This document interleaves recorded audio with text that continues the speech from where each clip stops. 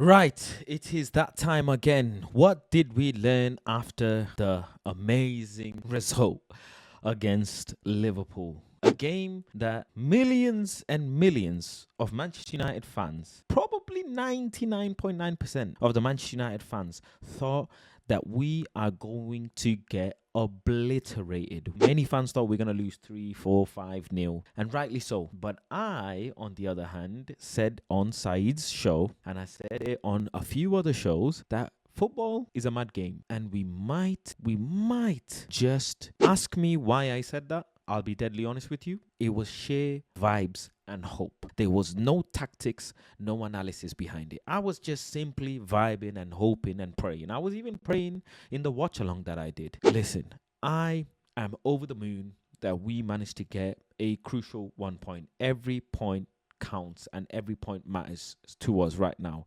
Especially with the diabolical run that we have had in the Premier League. We showed fight, and the manager spoke on this, is we are too comfortable and we need to play football without the anxiety and nervousness, and that is something that I'm really happy about. We scored the first goal, which was pivotal and crucial, but then took a punch. We took another sucker punch, but we responded.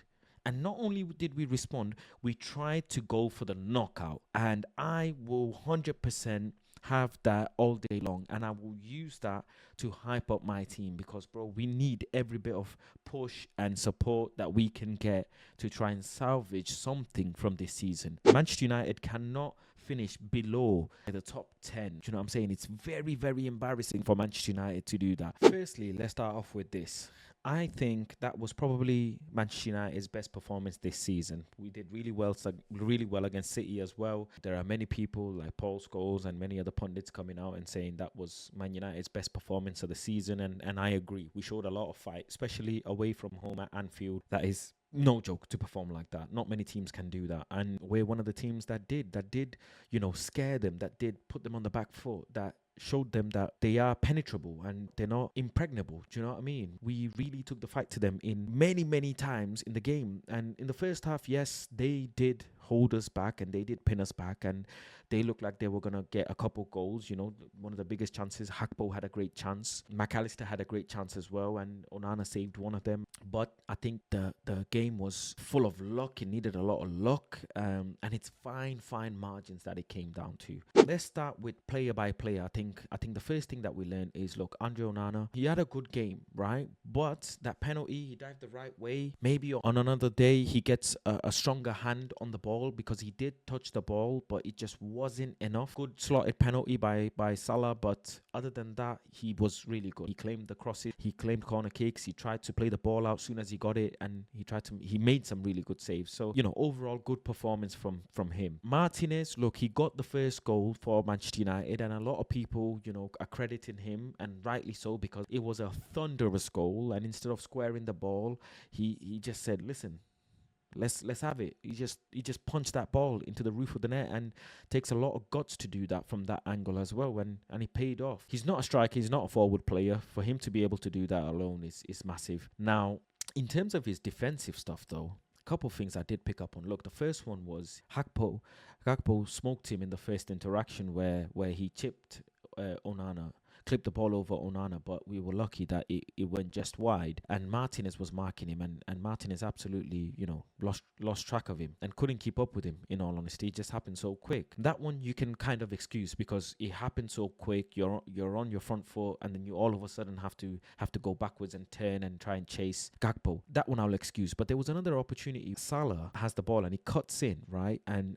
Martinez, instead of closing him down, he's a bit too slow to get close to him and tight to him. It gives Salah enough time to whip that ball to McAllister, who then had a fantastic shot, but again, Onana made an even better save with his leg. Things like this, Martinez needs to pick up on. Martinez has had a couple shaky performances, but I promise you, if this game went a different way, right? If we lost that game against Liverpool, a lot of people would be bringing up these things. I'm very hyped and overly excited when the team win or get something out of a game. But when I watch the game back and peel the layers back, I start seeing things and I'm like, would I criticize this if this team lost? But am I gonna bat an eye? Am I gonna look away because the team got something out of the game that we didn't think we would? That's not fair, and that's not accurate, and it's not honest. So I am gonna be accurate and honest, and I am gonna pick up on these things. Football is an emotional game, and people are like, just support the team, and fair enough. If that's for you, that's good. But right now, I'm gonna be critical because this is the same team that will,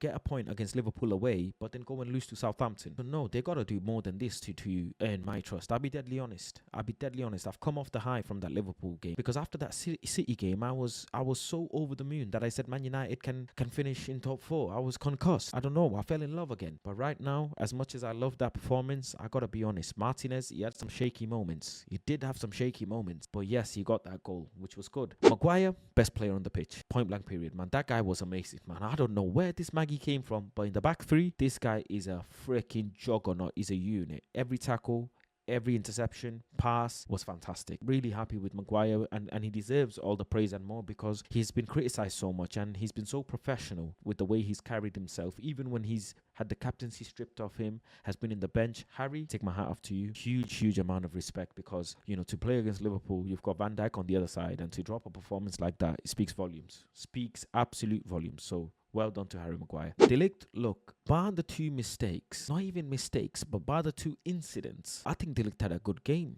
I'll be honest. I think De Ligt had a good game. He lunged in, dived in, many defenders would, to try and stop Gakpo from shooting with his left. Gakpo cut it back and De Ligt went sliding. And do you blame him for throwing his body at the ball? Because if he does make that block, if Gakpo does shoot, then yeah, you'd say it's an amazing block. I think it was more so Gakpo's IQ and his intelligence to think, right, I'm going to cut it back and see if... What's to say that, De Ligt doesn't dive and Gakpo shoots and then the ball goes in? What's to say that? So I'm not going to hold that against him. The penalty, the handball, part of me is like, yeah, why is your hand up? But then he is trying to shift his body. And as he's trying to shift his body, his hand's, gone up. To me, it is a natural position. We've had similar decisions not gone in our favor.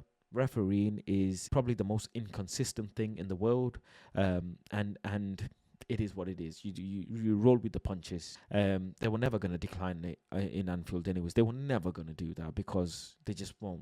Ever since Klopp made a mockery out of the PGMOL, Liverpool have been getting loads of decisions. So that's what it is. Ugarte in the midfield, fantastic. I think for me, that's my man of the match. Many people's man of the match. This guy has gone from strength to strength. He came in under Eric. Didn't have good start, but under Ruben, that's his player. He's been absolutely bossing it, and he's been doing so well. Even the pass at the end, right? He's trying to clear the ball, and somehow he shanked the ball, and the ball ends up in our own player's feet. Bro, I don't know how he did that. His passing isn't the best. His shooting isn't the best, but the way he breaks up the play, he keeps things simple and tidy. He protects that back line, and that's what you want him to do. And I think him with another player like Casemiro for a couple of games would be good. Even if Douglas Luiz comes in, that I hope Man United are heavily linked with, that would be even better. Ugarte definitely has his place solidified this season in that spot. Next to him, Kobe Mino. Now, Kobe started the game shaky. Again, if we lost that game, many people would be saying he runs like a bag of cement, this, that, the other, he's slow. And as of recent times, Kobe's not had a great game. He's not had great games as of recent. So in game against Liverpool, right, he needed time to grow into the game. The first few touches, the first few passes were really poor. He gave the ball away like 3-4 times in the first 15-20 minutes. You could tell that, I don't know if it was nerves or he was just trying to get into the game, get into the rhythm, but eventually he did. He started, ticking on and he did well. He did well. But like I said, if we lost that game, again, people would have been going absolute crazy. So right now, because it feels like we won the game, people are going the total opposite extreme and saying, oh my God, everybody played amazing. But again, Kobe was just doing his thing, going under the radar, and that's good. That's good, going under the radar. He kept things tidy after the first 20-30 minutes, and he did well. For me, it was a good performance. Mazraoui, solid. Like, wow. The guy was dropping shoulders, getting past players, gliding. This guy was absolutely amazing. For me, he was so good. On the ball, off the ball. He was top. And on the other side, Dalot, bro, haters gonna hate. But Diogo Dalot is going to date. I don't know what the hell I was trying to do there. I was thinking of a rhyme. But anyway, Dalot was amazing, bro. He was amazing. He absolutely peeled and smoked and tore Trent to shreds. Now, I am going to give him a lot of credit because a lot of people have been discrediting him for the things that he already continually does. He has been crossing the ball. People are criticizing him. People are gunning for him. He already passes the ball well. People are still gunning for him. Against Liverpool, the crosses that he made is the similar crosses he's made to Harry Maguire. He's made the crosses before to Rasmus Højlund. He's made the passes before to Eriksen, squared the ball to Eriksen. Bro, people simply just turn their eye when it comes to Dalot because he's the new scapegoat, and I'll keep saying it. He's not the best player in that position. He isn't. He is not, but he's not the worst, and he's not the way people paint him out to be at all, and I will keep sticking with that. If you watch the games and if you're trying to be objective, you're going to realize he's been doing similar things in other games, but because it was a draw against Liverpool, people are going to say, yeah, he was amazing, which I think he really was. There's been other games he's been really good, but people have been calling for his head. I don't know why. That cross that he made to Ahmad, I'll be deadly honest, I think the cross is really, really good cross, and I think Ahmad just needed to time his run just a little bit. Ahmad ran in just a touch faster than he needed to, and that was it. The cross was perfect. It was absolutely perfect. You're rarely going to get a pinpoint crisp, 110% accurate cross, bro. You've got to time your run. The fact that he's even made that cross that accurate was fantastic, to be fair. And again, people won't be objective because what's to say a left-footed player comes in and overhits that cross? Bruno Fernandes, for me, first half was quiet. You know, some people are giving him man of the match. I don't know why. I don't know what they see in. For me, he came alive in the second half. More so, first half, he didn't really do much. The team was defending more often than anything. And I'm seeing people say, oh, he blocked passing lanes. I'm just like, there's some of the stuff people say about Bruno Fernandes, bro. I don't know. I just avoid it. But the pass to Martinez was a good pass. It was a good pass. And he came alive in the second half. And that probably was one of his best performances this season. Amad Diallo, listen, absolutely fantastic. I've got some stats up here for Ahmad. 100% dribbles completed, 100% shot accuracy, 100% cross accuracy, 95% pass accuracy, 1 goal. I mean, that's amazing. And we need another player in that position that can replicate or get close to those numbers. When that happens, Manchester United are going to be an unstoppable machine because right now Ahmad is single-handedly carrying Man United. Absolutely single-handedly. Rasmus Højlund, the less I say, the better. Pain to watch, bro. Doesn't add anything. He doesn't add nothing to this squad, bro. He doesn't add nothing to this starting lineup. And I don't understand why Ruben Amorim sticks with Rasmus Højlund. I don't get it. We need to part ways with Rasmus, not Joshua, bro. I'll be deadly honest. At 21 years old, there is nothing you can say that Rasmus Højlund is going to develop to become a world-class striker, bro. I don't understand. I really don't understand. He's not cut out for Man United, bro. And I'm going to stay on this. I've seen enough. This is why I'm not a big fan of young strikers, bro. People get too hyped up. Zexi came on, and in the last couple minutes that he came on, bro, you saw him passing the ball, squaring the ball for an assist that you know he was robbed off. That zipped pass that he made to Bruno, I was like, what? Then he freaking not dribbled, but he did I don't know, some mad skill, and he not make someone, bro. I was like, what? Even him, yeah, he'll get a start. Zexi will get a start, and he'll probably drop a stinker like Rasmus Højlund. Do you know what I'm saying? He's not at a run of starts in all fairness, and I think that's the only thing that I can say that Xerxes hasn't had that Rasmus has had is the run of games, run of starts. If we give a run of starts to Xerxes and see how he does, then we can have, you know, a better say. Let me get into the some of the comments after the game that's been said about Manchester United. The manager Roy Keane said some stuff as well. Paul Scholes said some stuff as well, and I'm gonna bring all of this up. So firstly, Bruno Fernandes came out and said, we've been criticised and fairly. The position in the table shows that we can't be happy with the draw. We need points more than they do. I like that. Yeah, that's a very fair comment and a captain-like comment. You know, they can still win the league. We needed the points more. And we fought like we did as well, which is good. Bruno also says, if we can show this here at Anfield, why can't we do this every week? This is the first proper performance from myself for a while. I love that. More of this. This is good talk from Bruno Fernandes. This is taking accountability, and I'm all for it.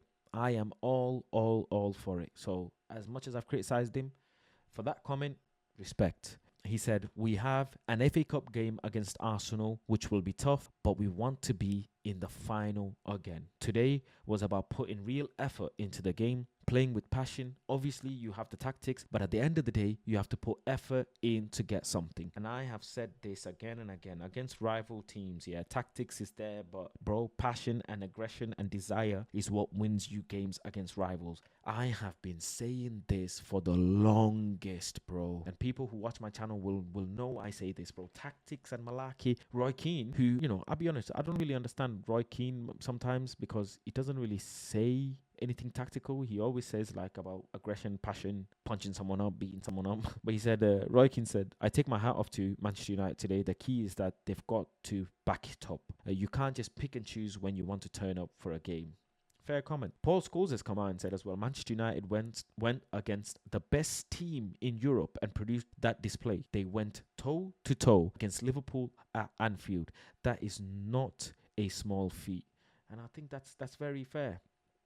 It's very, very fair. If we can do that against Liverpool, what's to say we can't do that against Arsenal? And I'm telling you, bro, Arsenal, they've got a game on their hands, bro. It's not going to be easy for Arsenal because they have some injuries as well. Do you know what I mean? Ruben has come out and said, I think I get more mad because of the other games. It's even harder to understand some things. This is not about the system, the technique. It's about something else. And it must be the mentality of the players. They have to lock in and they have to really want it. He says this about Rashford as well. You know, other players, they have to want it as bad as they possibly can. And this is what he means. Like, you have to really fight and dig and run. We should get mad and disappointed, Ruben says. More than the other day against Newcastle, Bournemouth, Nottingham. Today, we need to be really disappointed because, obviously, Harry Maguire didn't end up getting the winner. Rasmus Højlund didn't end up getting a goal as well. He says the way we were really competitive, that is the crucial thing. He says that before. It's not about the scoreline, it's about the performance. If the performance is good, the scoreline will reflect that. And I agree.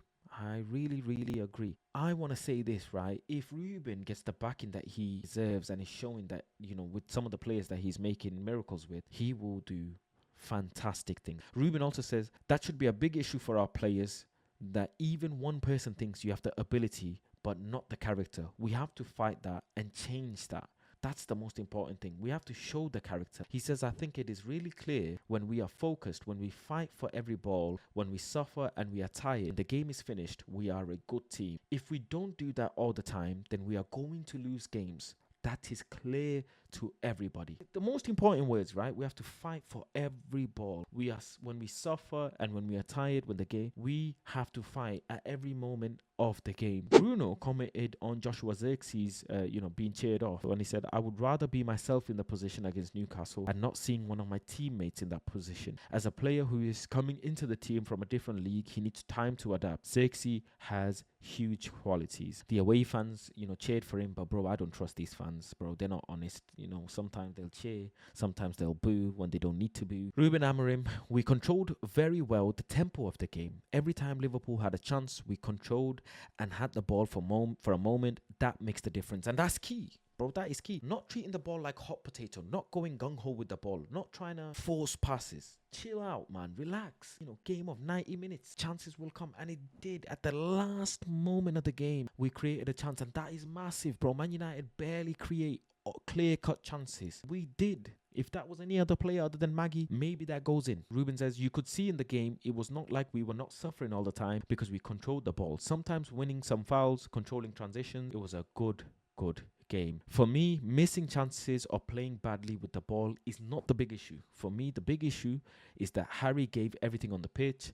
That is the most important thing. Everybody thinks the same thing. We have to start someday to be consistent, not in the way we play, but in how we face the competition. So let's start today. He's saying the right things. I hope this can be the turning point. He said, I want to see my team play so much better, but most important thing to address today is mentality. Again, he keeps talking about mentality. Everything is about mentality. We were a different team today, not because of system, tactical. We faced competition the way we're supposed to. Doesn't matter opponent, we have to face like that. Mentality, bro. And that is biggest thing of this video is Manchester United showed mentality and character, and that's what we need, man. If we do that enough throughout the season, I think we will be fine.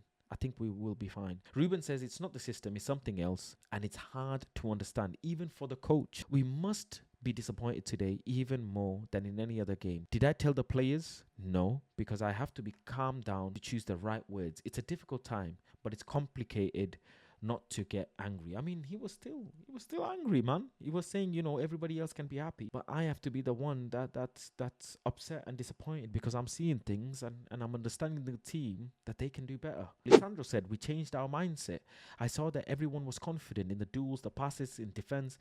The last matches were mediocre. It's true, and we recognize it. Today we played really well, bro. From the first whistle, yeah, every tackle, every ball in the air, every duel, every physical battle, you have to impose yourself. They have to know, yeah, that you have come to their ground for a freaking dogfight if needed. And that's when you win a game, and that's when you get results. And if we do that every week, it's a reset every week, we will be better off. Mindset. Listen, if you enjoyed, if you stayed all the way through the video, I appreciate you. Let me know in the comments, what did you make of the game? Can we turn it around now? Can this be a turning point for Manchester United? I'm calling it here and now. We are going to beat Arsenal, and we are going to go through in the FA Cup, bro.